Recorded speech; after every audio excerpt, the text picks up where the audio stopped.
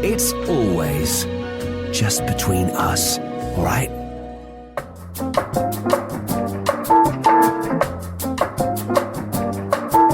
Welcome into Between Us and 938 Live. As always, we're sharing relationship issues that matter to you, also exploring inspiring stories that will help to improve your lifestyle. Now, talking a little bit today about addiction. Now, whether it's alcohol, drugs, food, or shopping, or even the internet, addictive behaviors or addiction is something that many of us struggle with, whether personally or in the form of a suffering loved one. Now, here to explore addictive behaviors and also offer some important information about understanding the condition and treatment options available are my guest today. John Chua, he's Senior Counselor at the National Addiction Management Service, or NAMS, at the IMH. John, great to have you here. Let's talk a little bit about what the idea of addiction is, because, some people might say, yeah, I drink quite a bit or I shop a lot. Does that make me an addict? What is the definition of addiction? With regards to addiction, usually we're looking at people who actually continue to use a substance, for example, like alcohol, even though the person may have encountered a lot of negative consequences, or to some extent there may be loss of control over the use of the substance, regular craving for it, unable to kind of stop even if they desire to stop. Most of the time they actually develop tolerance as well as maybe experiencing a withdrawal symptom if they stop consuming alcohol or using certain kind of substance. Right. And also maybe the idea that it disrupts the lifestyle somewhat. Do you think that that's an important part of, an addictive behavior sort of thing? Yes, that's one of the key indicator perhaps, because of the maybe the person may be spending more time, say, neglected other aspect of life in terms of maybe work or even school or even family relationship, and usually that could be one of the key indicator that the person may be developing or already having addiction problem. John, what are the more common forms of addiction that you tend to see in your work as a counsellor? Mostly we see people with alcohol, or maybe illicit drug, gambling problem, or some of them not quite a significant number. They probably engage spending excessive time on gaming. It may or may not be necessary gaming addiction. On the other hand, there are people maybe spending excessive time using the internet, maybe for some other purposes, looking for material and may not necessarily be gaming per se. We're going to talk a little bit also about, how we can actually get treatment and help for these conditions. But first, we want to understand in greater depth what tends to cause addictive behavior, and also why, it's easier for some people to get addicted to certain things. John, what is usually the root cause of why addiction occurs? Before I explain that, maybe allow me to highlight, in fact, addiction is a chronic, progressive, relapsing disease. Probably most people are familiar with hypertension as well as diabetes. The person not necessarily recover from the illness or the disease. However, he or she could manage the condition well, and the person equally can lead a normal life, which means what I'm trying to say is that it is actually a treatable disease. If the person engage in any lifestyle change, for example, having a healthy lifestyle, engage in any structured daily routine, for example, like exercise, control their diet, manage their stress, and having regular follow-up with treatment. So there's always hope for them to recover, even we may call it as a chronic relapsing disease. And that's a very important thing to keep in mind, because a lot of times it's very easy to slip into the assumption that when you're addicted to something, let's say you love alcohol, you love drugs, it's a character flaw, it's something that's a weakness in the person. But actually, if you look at it in the context of a disease, it's something that they can't really control, and that there are treatment options available. That's actually a very important part of why we're discussing this today, John. We're going to find out a little bit more about the causes of addiction. Why is it that some of us are more easily addicted to certain things, and a little bit more about what we can do about about that. John has many cases to share with us as well, based on his experience as Senior Counsellor at the National Addictions Management Service, or NAMS, at the IMH. John Chua is my guest today. We'll continue this conversation in just a moment. Reset your relationships in Between Us.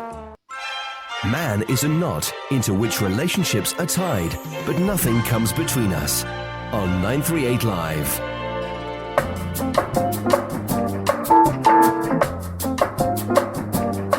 Thanks for staying tuned to Between Us and 938 Live. Today we're discussing addictive behaviour and addiction with my guest today, John Chua, Senior Counsellor at the National Addictions Management Centre, or NAMS, at the IMH. And so far, John, you've been telling us the definition of addiction. There's an element of destructiveness to it. It's an element of being unable to control the condition. And more importantly, it's a disease that can be treated, and there is recovery options available. So tell us a little bit more, John, about the causes of why addictive behaviour happens. The causes for the addiction is known to be multidimensional. There's this biological, psychological, as well as social. When we talk about biological, generally, there are people may be more genetically vulnerable. For example, like making them easier to develop loss of control over the use of alcohol. In fact, this is has been proven, and most research indicate very strongly that for alcohol, certainly this has been proven as a genetic component of it. So some people are just born more likely to be addicted to certain substances. They are more vulnerable in a sense that obviously we're not saying that then they will be definitely develop alcohol addiction. They've got to be aware if they are more vulnerable, then they've got to be a bit more careful when it comes to drinking and their lifestyle. Is there any way we can know, in advance if we're more prone to these developing addictive behaviors? Oh yes, since we're talking about genetic, most cases that we see, their parent or even their grandparent usually do have alcohol problem. Yeah. You're talking about psychological, generally you're talking about people who may not have a good coping skill, low self-esteem. So generally, it may make them more inclined towards using substance to help them to cope. In terms of social, family circumstances, peer influence, certainly will also have an impact in terms of developing addiction problem. Would certain trauma incidents, or say, a crisis, trigger certain behaviors, when it comes to addiction? Say if the loss of a loved one is not dealt with very well, for example, you might turn to alcohol, you might turn to drugs. Does trauma play a role? Yeah, oh yes. In fact, this is pretty common, especially when someone coping with a grief and loss issue, and they may have discovered that alcohol could actually help them to numb their feeling. And if they continue to use and increase use, meaning that they develop tolerance, eventually they could actually have, or rather eventually may develop addiction, meaning that they become dependence on alcohol. Okay. We want to get a little bit into the minds, of someone who's addicted, because to an outsider, it's hard to understand. Why would you need to turn to something destructive? I don't understand why you have to spend money and time drinking, for example, when you can solve a problem. So we want to get into the head of someone who's addicted to, for example, drugs or alcohol. Why is it that they turn to something when they know it's bad, it's bad for them, it hurts the family, for example? What is the rationale? I mentioned earlier on, it could be peer pressure.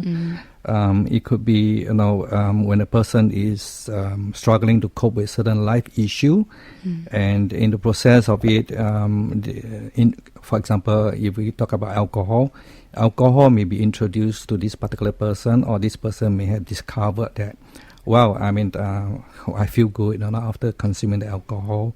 Well, it does help me to forget, numb my feeling, and there will be risks for them, to continue to misuse it rather, and gradually they may develop having problem over that.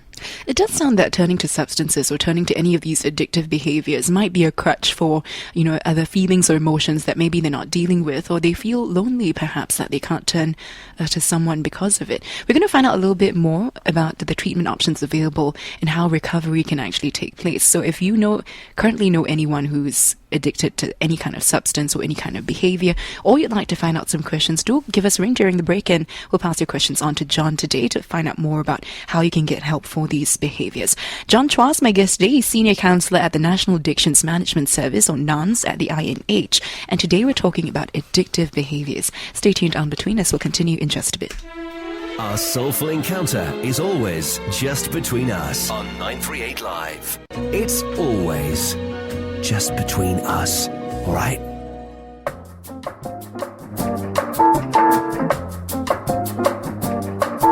Thanks for staying tuned to Between Us and 938 Live. Today we're talking all about addictive behavior or addiction with my guest today, John Chua, Senior Counsellor at the National Addictions Management Service, or NAMS, at the IMH. Of course, John, you were just talking earlier about some of the causes of addiction, why certain people develop addictive behavior. Let's talk a little bit about certain early signs that we can notice if we were to look out for the potential start of an addiction or the development of how addiction happens. Tell us a bit more. Okay, just let me highlight about the development of addiction. Addiction basically is a developmental disease. It starts early in life. Majority of these individuals actually started using the substance or engaged in certain addictive behavior between the age of 12 and 17. We also want to be aware that in fact whether or not it is a substance or behavioral addiction, actually they activate the same reward pathway in the brain.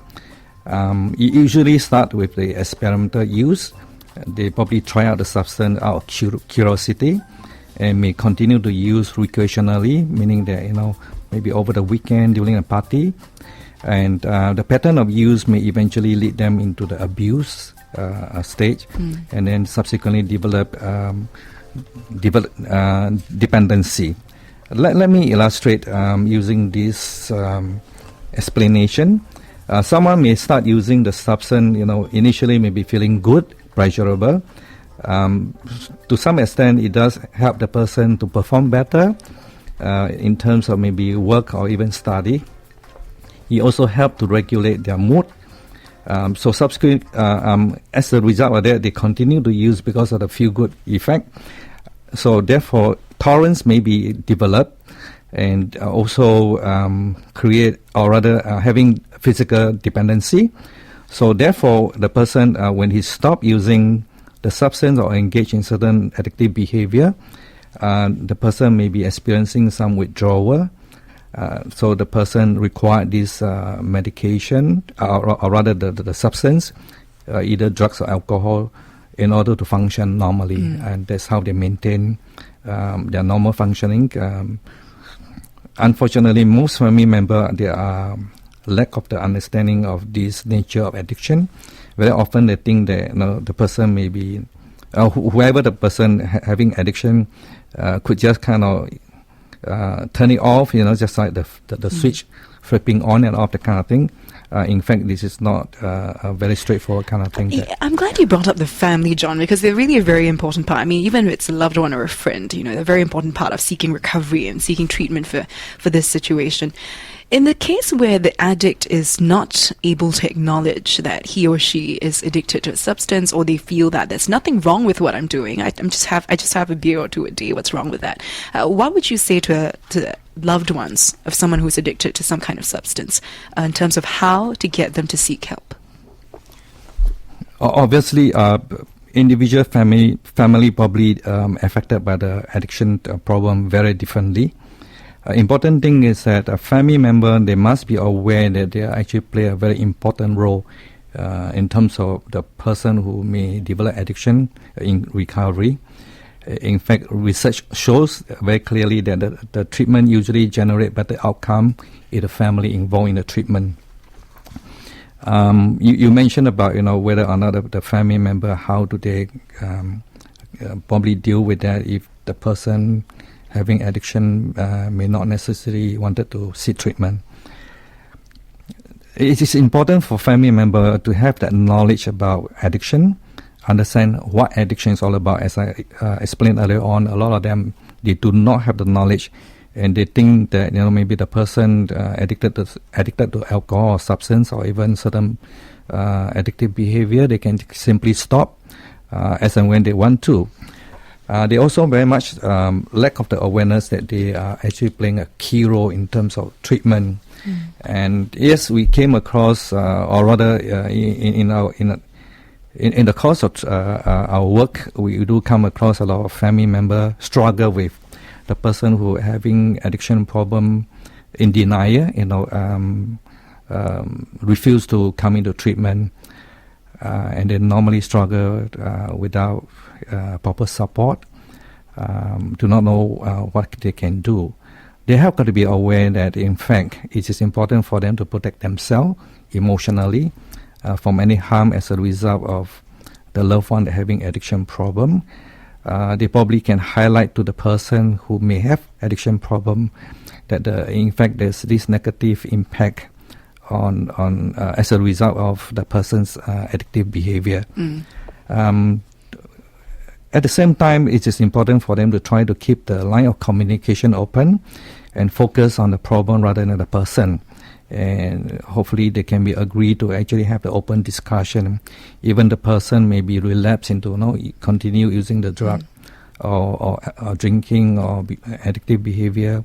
The loss of control over that addictive behavior, sometimes the person who are struggling with that require support from the family. Right. And speaking of the family as well, the family is, a group of people who also will need support as well, because, coping with addiction in the family or having a very close loved one who is currently experiencing addictive behavior can be very taxing on the family themselves. As you say, the awareness is very important. Also, maybe some emotional support. And we have support groups that are available as well here in Singapore. If you want to find out a bit more about that, we'll have more information for you in terms of treatment and recovery when it comes to addiction or addictive behavior, which is our topic today.